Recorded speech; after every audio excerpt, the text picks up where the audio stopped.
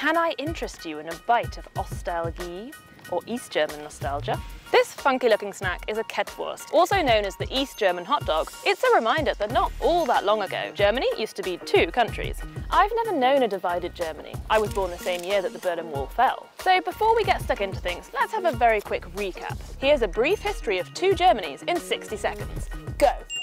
After World War II, Germany was divided into 4 occupied zones: the US, the UK, France and the Soviet Union. In 1949, the areas under Western occupation became the Federal Republic of Germany, aka West Germany, with its capital in Bonn. The Soviet-occupied zone was named the German Democratic Republic, aka East Germany, with its capital in the Soviet part of Berlin.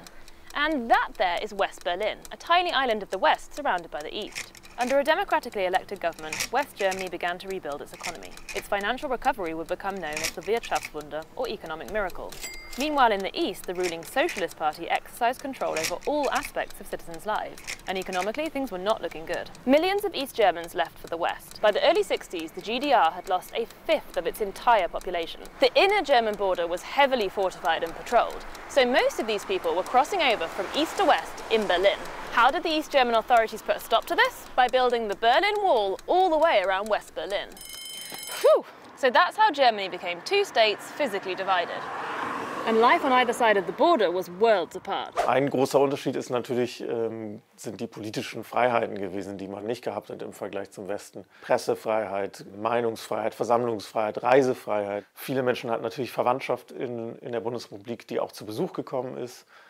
Dann gab es Briefkontakte, es gab die sogenannten Westpakete, also Pakete, die Menschen aus Westdeutschland in die DDR geschickt haben. Natürlich haben die Menschen in der DDR ihr Leben ganz stark mit dem in der Bundesrepublik verglichen. Und im Vergleich fiel das Leben dann halt weniger komfortabel aus. By the late 1980s, the East German government was beginning to lose its grip, and people were taking to the streets to demand democratic reform. It was decided that travel restrictions to the West would be eased as a kind of concession to protesters. But one East German official let things slip a little too early at a press conference on the 9th of November 1989. Huge crowds immediately started gathering at checkpoints across Berlin. As midnight approached, border guards could no longer hold people back. The first crossing to open was here at Bornholmer Straße. 20,000 people would cross over unchecked to the west at this point alone that night. And who was among them? One Angela Merkel. 1 year later, German reunification was official.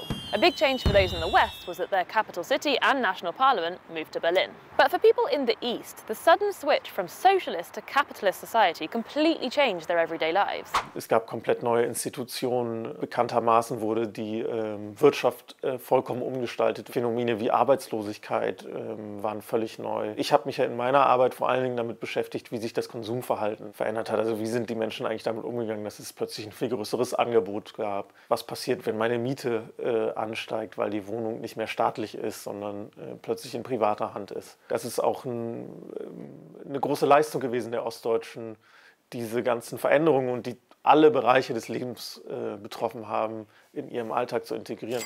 Many East German products actually disappeared from the shelves. But there were a few Eastern export successes. The iconic GDR Ampelmännchen survived an attempted takeover by his more generic Western counterpart. And it can even be found in some towns in the West today. Walking around the former East, you'll still find architectural reminders of that bygone era. Like the Plattenbau, prefabricated apartments, and looming Soviet memorials. And you'll still hear the terms Ossi and Wessi to describe people from the East or West.